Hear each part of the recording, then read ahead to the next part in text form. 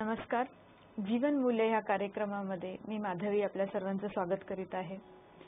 दर्शक हो, मागच्या अनेक सत्रांमध्ये आपण भावना या विषयावर अनेक विषयांवर त्याच्यामधील सकारात्मक भावना, नकारात्मक भावना ह्या भावनांबद्दल अनेक गोष्टींबद्दल आपण माहिती डॉक्टर सचिन यांच्याकडून घेतलेली आहे.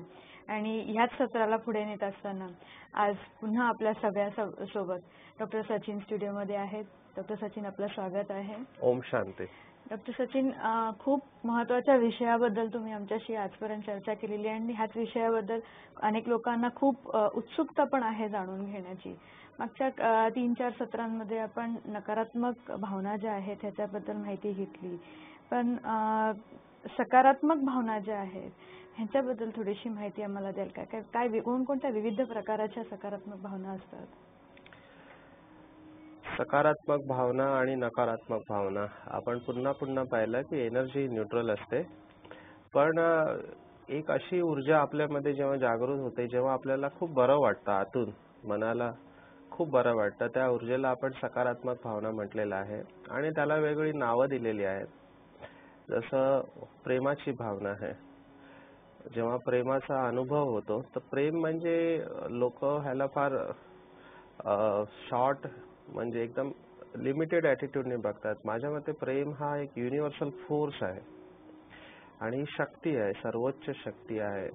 ख्रिश्चन धर्मामध्ये प्रेमाला परमेश्वर स्वरूप मानलेलं आहे, कारण परमात्मा प्रेमाचा सागर आहे. तर प्रेमाचा जो अनुभव आहे ही सकारात्मक भावना आणि सगळ्यात श्रेष्ठ भावना आहे. याच्यासारखं सुख किंवा आनंदाची भावना किंवा खुशी ज्याला म्हणतात, हॅपीनेस, ही एक सकारात्मक भावना आहे. आणि ह्याच्यावर स्टडी झालेले आहेत. डॉक्टर्सनी याच्यावर स्टडी केलेले आहेत की कसं प्रेमाच्या अनुभवाने किंवा खुशी आनंदाच्या अनुभवाने आपल्या शारीरिक आणि मानसिक आजारांवर आपल्याला फायदा होतो. याच्याबरोबरच आशावादी असणे, ऑप्टिमिस्टिक ॲटिट्यूड किंवा होप, तर ही पण एक सकारात्मक भावना आहे. किंवा मित्रत्वाची भावना, फ्रेंडलीनेस हा जो ॲटिट्यूड आहे, शांतीचा अनुभव आहे, ही पण एक सकारात्मक भावना आहे.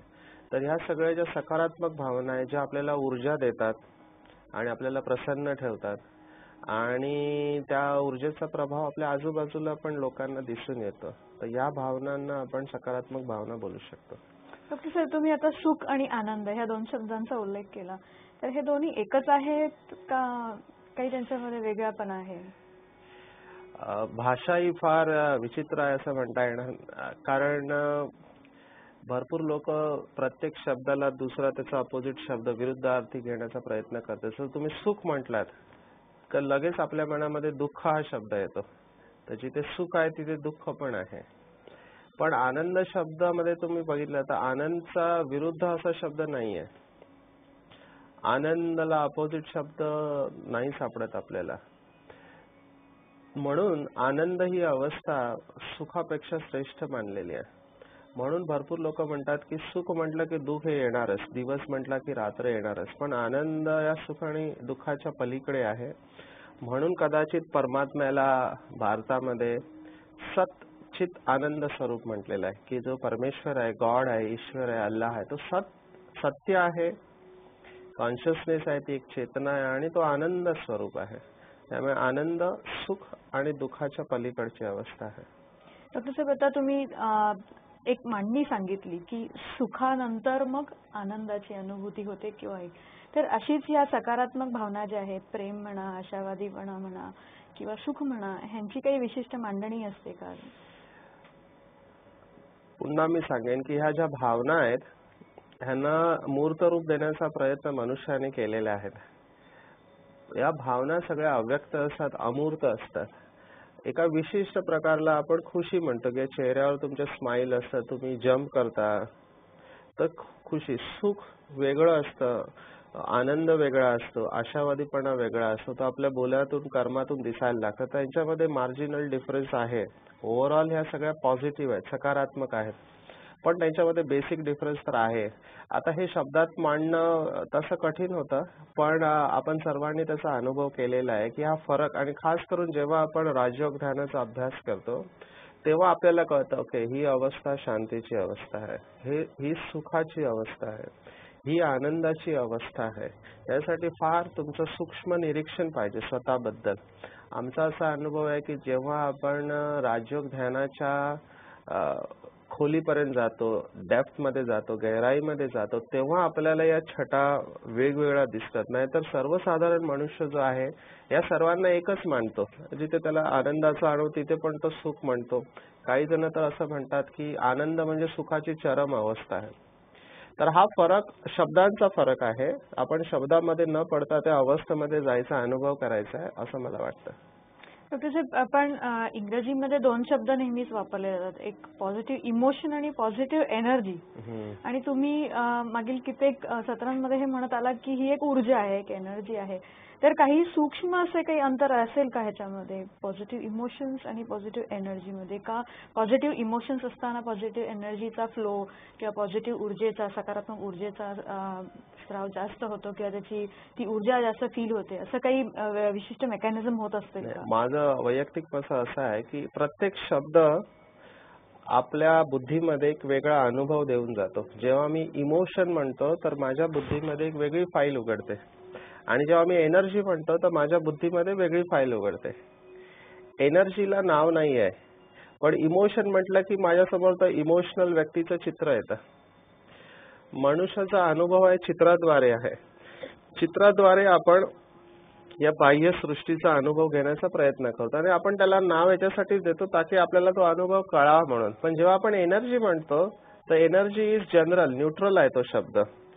त्यामुळे इमोशन जेव्हा मी म्हणतो किंवा मी म्हणतो एखादा व्यक्ती इमोशनल आहे, तर काही वेळेला लोकांना असं वाटतं इमोशनल म्हणजे काहीतरी वीकनेस आहे, ही कमजोरी आहे इमोशनल व्यक्ती. त्यावेळेला इमोशनल शब्द न वापरता लोक एनर्जी हा शब्द वापरतात. म्हणजे ती फाईल तुमच्यामध्ये उघडू नये अशी कदाचित बोलणाऱ्याची लक्ष्य असेल की हा अनुभव किंवा हा अर्थ लोकांनी लावू नये, म्हणून इमोशनच्या जागी लोक एनर्जी हा शब्द वापरतात. बाकी हा शब्दांचा फरक आहे, पण बेसिकली ती ऊर्जाच आहे. असे काही फॅक्टर्स आहेत का, अशी काही कारणं आहेत का ज्याच्यामुळे एखादा व्यक्ती सकारात्मक भावनांकडे अगदी चालला जात असेल किंवा ओढला जात असेल, असं काही ज्याला आपण म्हणतो ड्रायव्हिंग टुवर्ड्स पॉझिटिव्ह इमोशन्स, असं काही फॅक्टर्स असू शकतात, काही कारणं असू शकतात? कारण बरेचदा आम्ही बघतो की लोकांमध्ये जास्त तर नकारात्मक इमोशन्सच पाहण्यामध्ये येतात. आज समाजामध्ये तुम्ही पाहाल तर लोक असं कधी म्हणणार नाही की मी खूप खुशीमध्ये आहे, खूप आनंदात आहे आणि मी फार आशावादी आहे, असं फार रेअर बघायला मिळतं. पण असं काही असू शकतं का की जे एखाद्या व्यक्तीला सकारात्मकतेकडे ओढून नेते? असं मला असं वाटतं की आपण सर्व मनुष्य प्राणी जे आहोत, आपण सर्व एका यात्रेवर आहोत आणि सर्वांची जी यात्रा आहे त्या परमात्म्याकडे जायचा प्रवास आहे. आणि प्रत्येकाचा पडाव वेगवेगळा आहे, ज्याला आम्ही म्हणतो प्रत्येकाच्या कॉन्शियसनेस किंवा चित्त वेगवेगळ्या लेवलवर आहे. तर अल्टिमेटली आपल्याला तिथे पोहोचायचंच आहे. That is our ultimate aim, लक्ष्य आहे. आणि ह्या पाडावावर असताना आपल्याला वेगवेगळे अनुभव होतात. सध्या तुम्ही जे म्हणाला, ज्याला आम्ही कलेक्टिव्ह अनकॉन्शियस किंवा कलेक्टिव्ह कॉन्शियसनेस म्हणतो, की या वेळेला या पृथ्वीवर 600-650 करोड जे लोक आहेत, त्या सगळ्यांची जर आपण चेतना बघितली तर आपल्याला दिसतं की निगेटिव्हिटीकडे जास्त आहे आणि जे आपल्याला दिसतं त्याला आपण सत्य मानतो. आणि त्यावेळेला अचानक एखादा आपल्याला पॉझिटिव्ह वाटत होतं काहीतरी, म्हणजे कसं असतं की एखादा फार उपाशी आहे, एखादे फार तहान लागलेले ना, अचानक त्याला पाणी मिळावं किंवा खायला मिळावं, त्याची जी अवस्था होते ती अवस्था आपल्याला वाटतं ह्याला कोणतरी खेचतंय. पण वास्तविक पाहता की आपण जेव्हा त्या अवस्थेमध्ये जातो, असं इंग्रजीमध्ये म्हणतात की when the student is ready, master arrives. आपण सर्व आपल्या ओरिजिनल अवस्थेकडे चाललो आहोत. फक्त फरक एवढाच की काही जण पुढे आहेत, काही जण मागे आहेत, पण सर्व लाईनीमध्ये आहेत त्या अवस्थेपर्यंत जायच्या. कारण आपण सर्व इटर्नल अनादी स्वरूपामध्ये संपूर्ण परमात्म्यासारखे आहोत. हा आपला ओरिजिनल अवस्था आहे. आणि जेव्हा आपण इंद्रिय सुखामधून पूर्ण इंद्रिय सुखाचा अनुभव घेतल्यावर आपण पूर्णपणे फ्रस्ट्रेट होतो, निराश होतो, तेव्हा आपण विचार करतो की खरंच याच्यापेक्षाही काही जास्त असू शकेल काय.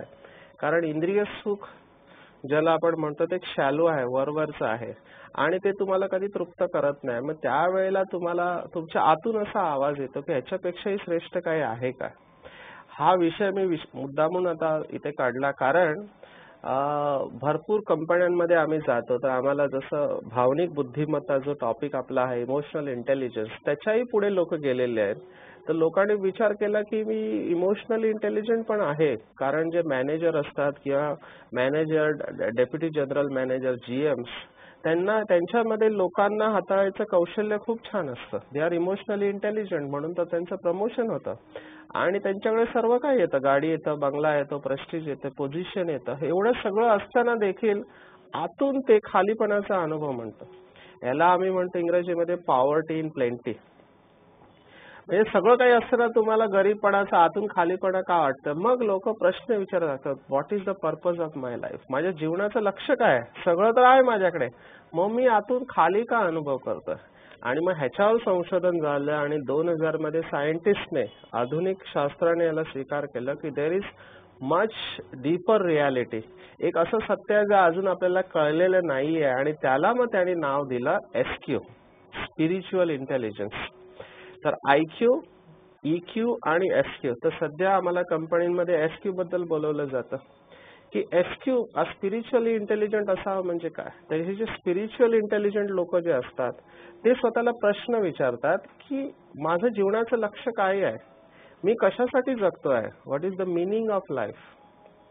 आणि मग तेव्हा कळतं आपल्याला, आतून उत्तर येतं की ह्याच्यापेक्षाही श्रेष्ठ काहीतरी आहे.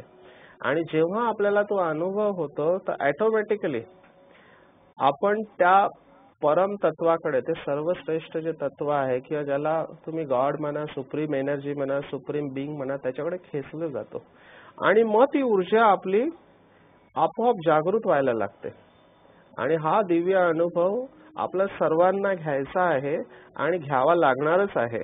आणि हे ट्रान्सफॉर्मेशन सध्या आम्ही या पृथ्वीवर बघतो आहे की अशी लाखो आत्मा या पृथ्वीवर आता तयार होत आहेत आणि इट इज ऍक्सियल चेंज, ज्याला आम्ही म्हणतो की असं नाही फक्त भारतात किंवा एशियामध्ये, अमेरिकेमध्ये, युरोपमध्ये, आफ्रिकेमध्ये, सगळीकडे हे असे जागृती, ज्याला आम्ही म्हणतो स्पिरिच्युअल अवेकनिंग होत चाललेली आहे.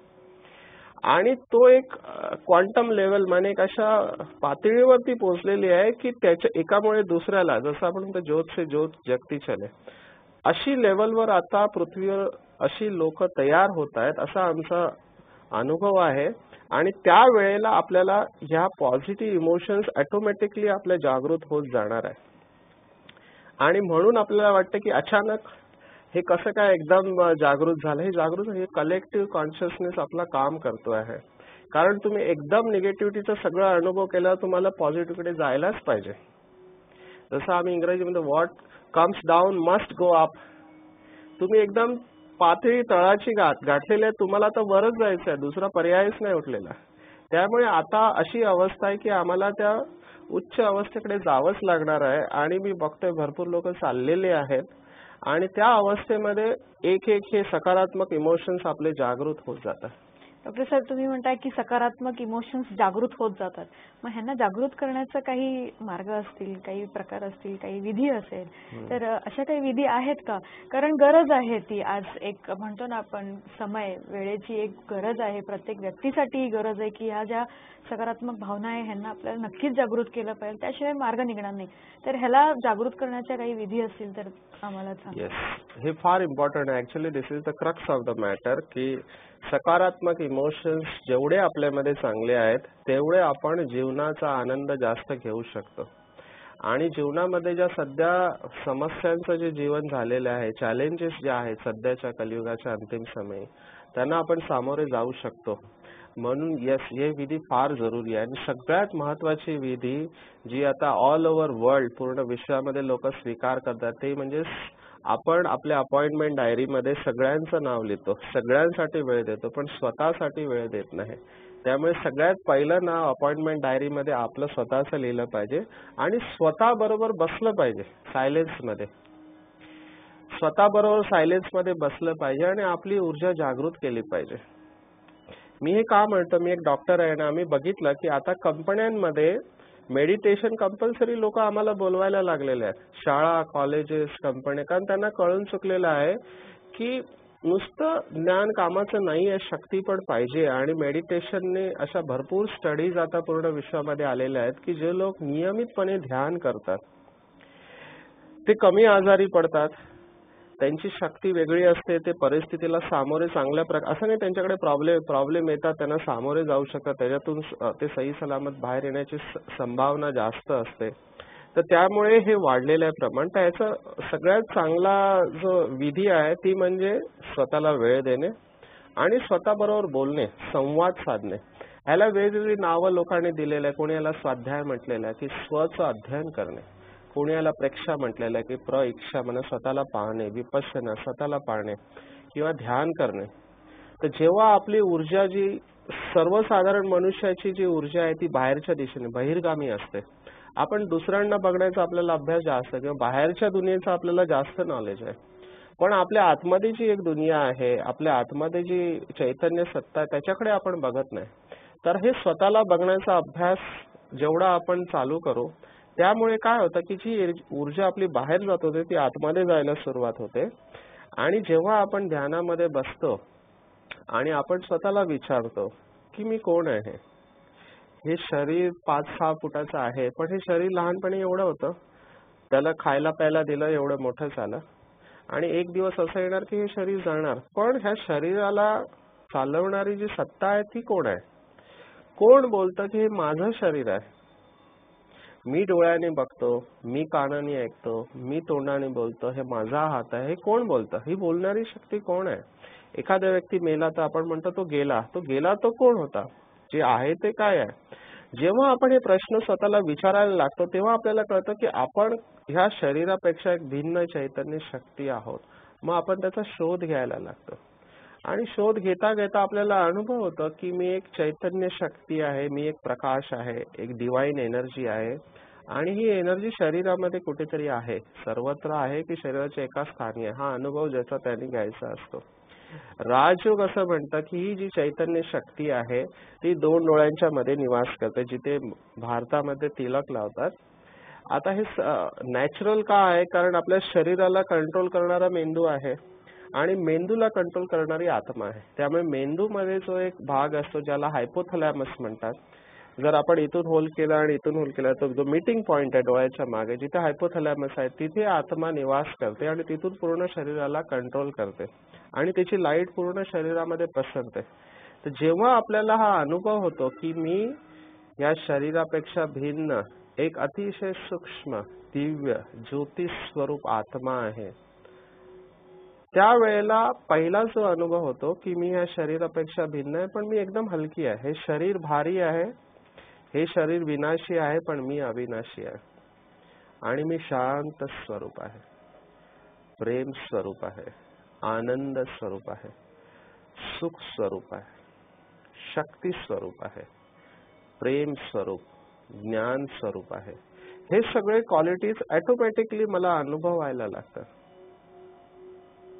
ही जी विधी आहे मी बघितलं की रोज असा आपण फक्त 20 मिनिटं सकाळी तुम्ही जेव्हाही उठाल, सगळ्यात चांगला वेळ आहे आम्ही ज्याला अमृत वेला म्हणतो. अमृत वेला म्हणजे 2 आणि 5च्या दरम्यानचा वेळ. पण सध्या आपली जीवनशैली अशी आहे की आपण 12 नंतरच लोक झोपतात मेट्रो सिटीज मध्ये, त्यामुळे कदाचित त्यांना 2, 3 किंवा 4 वाजता उठणं कठीण वाटत असेल. पण आम्ही जरूर म्हणतो की तुम्ही जेवढे लवकर उठाल तेवढं चांगलं आहे. पण जेव्हाही तुम्ही उठाल, उठल्यानंतर तुम्ही फ्रेश होऊन शांतपणे 20 मिनिटं स्वतःशी बोला किंवा आपलं ध्यान 2 डोळ्यांच्या मध्ये घेऊन जा आणि स्वतःशी बोलायला सुरुवात करा. तर ही सगळ्यात सोपी विधी मी बघितली की ज्याच्यामुळे आपल्या ज्या सकारात्मक भावना आहेत त्या जागृत व्हायला लागतात. आणि मेन म्हणजे न बोलल्यानंतर त्याचा अनुभव करायचा प्रयत्न करा. जेवढा तुमचा अनुभव वाढत जाईल तेवढा तुमचा विश्वास याच्यावर बसत जाईल आणि तुम्ही स्वतःहून याच्यामध्ये परिवर्तन स्वतः पाहाल आणि दुसरे पण तुम्हाला फीडबॅक देतील की ही व्यक्ती बदललेली आहे. 20 मिनिटं सकाळी आणि रात्री झोपण्यापूर्वी 20 मिनिटं आणि दिवसभरामध्ये जेव्हा पण तुम्हाला वेळ मिळेल, जसं तुम्ही नाश्ता करता, चहा पिता किंवा दुपारचं जेवण घेता, संध्याकाळचा चहा, त्यावेळेला 1 मिनिट त्या अवस्थेमध्ये पुन्हा जायचा प्रयत्न करायचा. लक्ष आपलं हे आहे की दिवसभरामध्ये माझ्या सकारात्मक भावना जागृत राहिल्या पाहिजे. आणि हळूहळू आमचा असा अनुभव आहे की हा अभ्यास आपण जसा वाढवत गेलो तर ही नॅचरली अवस्था आपली राहायला मदत होते. तर ही सगळ्यात चांगली पद्धत आहे की ज्याच्याद्वारे आपण आपल्या सकारात्मक भावना जागृत करू शकतो. दुसरी महत्वाची की भरपूर लोकांना असे पण होऊ शकेल सुरुवातीला तुम्हाला अनुभव होत नाही, मग त्यावेळेला जे अनुभवी लोक आहेत ज्यांनी या अवस्थांचा अनुभव केला त्यांच्या संपर्कात राहणं फार जरुरी आहे, ज्याला आपण सत्संग म्हणतो. हल्ली तुम्ही बघत असाल टीव्हीवर भरपूर असे चॅनल आहेत त्याचे कार्यक्रम चालू असतात. तर जेवढा तुम्ही सकारात्मक गोष्टींबद्दल ऐकाल, पाहाल, त्याची चर्चा कराल, तेवढ्या ह्या आपल्यामधल्या फाईल, सकारात्मक फाईल जागृत व्हायला लागतात. असं म्हटलेलं आहे शास्त्रामध्ये की संगती संग दोषा. संघचा फार इम्पॉर्टंट, फार महत्वाचा प्रभाव पडतो आपल्यावर. Company, a man is known by company. तर कंपनी फार महत्वाची आहे. तर दिवसभरामध्ये आपण जर आपल्याला पॉझिटिव्ह लोकांच्या कंपनीमध्ये ठेवलं, पॉझिटिव्ह वाचन आपण केलं, सकारात्मक विचार आपण लिहिले, तर हळूहळू आपल्या आतमधल्या ज्या पॉझिटिव्ह फाईल आहेत त्या ओपन व्हायला लागतात. आपल्या सर्वांच्या आतमध्ये 2 फाईल असतात, एक पॉझिटिव्ह आणि निगेटिव्ह, ज्याला आपण डिवाइन आणि डेव्हिल फाईल किंवा काही लोकांना राम आणि रावणचे संस्कार म्हटलेले आहेत. तर हे रामाचे संस्कार, सकारात्मक संस्कार आपण जागृत करू शकतो जर आपला संघ चांगला असेल. म्हणून भारतामध्ये तुम्ही पाहिलं असेल की शास्त्र वाचतात लोक. तर शास्त्र किंवा एखादं पॉझिटिव्ह पुस्तक तुम्ही वाचता तर ज्याच्याद्वारे तुमची ऊर्जा अशी सळसळत बाहेर येते, तुम्हाला तो अनुभव होतो. तर कंपनी इज फार इम्पॉर्टंट. आणि त्याच्याबरोबर आम्ही असं बघितलं आहे की तुम्ही काही धारणांचा अभ्यास केला, जसं तुमचं जेवण आहे, भोजनचा पण आपल्या मनावर परिणाम पडतो. तर भोजन जर तुमचं जेवढं सात्विक असेल, मना उत्तेजक नसेल, स्टेल नसेल, जुनं नसेल, फ्रेश फूड असेल, ज्याच्यामध्ये पालेभाज्या आणि फ्रुट्स असेल, आजकाल डॉक्टर पण सांगतात की जास्त पालेभाज्या घ्या, फायबरवाला डाएट घ्या आणि न्यूट्रिएंट्सवाला. तर दूध, फळं आणि पालेभाज्या हा तुमचा जर आहार असेल, शाकाहारी आहार असेल, तर तुमची एनर्जी आम्ही बघितली आहे की त्याचा पण आपल्या सकारात्मक भावनावर इफेक्ट पडतो. तर मेडिटेशन, कंपनी, भोजन आणि तुमची दिनचर्या ही जर तुम्ही पॉझिटिव्ह ठेवली तर तुमच्या सकारात्मक भावना जागृत व्हायला मदत होते. नक्कीच डॉक्टर साहेब, खूप सुंदर माहिती तुम्ही आम्हाला दिली.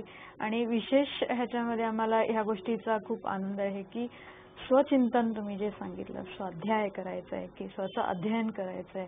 तर दर्शको, मला नक्कीच वाटतंय की जोपर्यंत आपण ज्या गोष्टींसाठी, आपल्याला ह्या सकारात्मक माहितीसाठी आपण कित्येकदा तरी इतर लोकांकडे जात असतो, परंतु ही वस्तू आपल्याकडेच आहे. आणि ह्या वस्तूला कसं शोधायचं हे अगदी सरळ सोप्या भाषेमध्ये डॉक्टर सचिन यांनी आपल्याला ही गोष्ट सांगितलेली आहे. मला कळतं की तुम्हाला बरीचशी माहिती मिळाली असणार आहे, परंतु ह्याच्यात अधिक काही माहिती तुम्हाला हवी असल्यास तुम्ही ब्रह्मकुमारीजच्या कोणत्याही नजीकच्या सेवा केंद्राला भेट देऊ शकता किंवा आमची जी वेबसाईट आहे www.bkmarathi.com ह्या वेबसाईटवर ही भेट देऊ शकता.